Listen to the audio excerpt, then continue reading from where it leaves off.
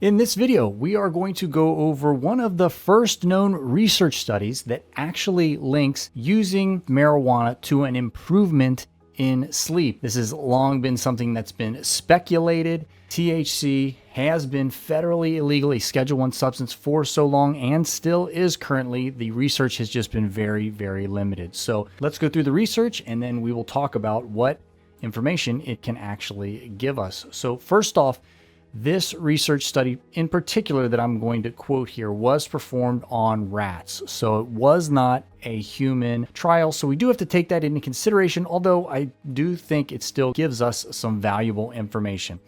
So next, what was studied? So what was studied was the effect of a very particular component that can be found in cannabis, cannabinol, CBN. CBN is a compound found in THC products that occurs when the THC is exposed to either heat or air. And this exposure causes the THC to be broken down into CBN. And this most commonly occurs when cannabis is either older or not stored properly. And CBN doesn't produce the same strong high that THC does. So this could be one of the reasons why older marijuana, older cannabis, it doesn't produce as strong of a high as newer cannabis or cannabis that was just stored correctly.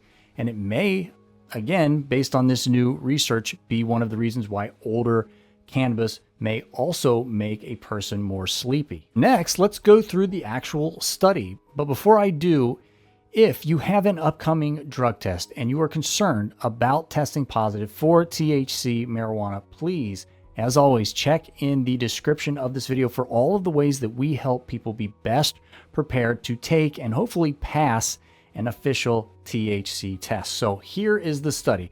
In the study, rats were given CBN specifically, and then their sleep was monitored. And the results were that CBN was found to increase both non-REM sleep and REM sleep, leading to increased total sleep time, and it had a comparable effect to the known sleep drug Ambien. And since researchers used pure CBN, the process didn't seem to intoxicate the rats basically in any noticeable way. Now, there has been a separate placebo-controlled randomized clinical trial in humans that has yet to be published, but it also shows promising results for using cannabinol specifically and it improving sleep.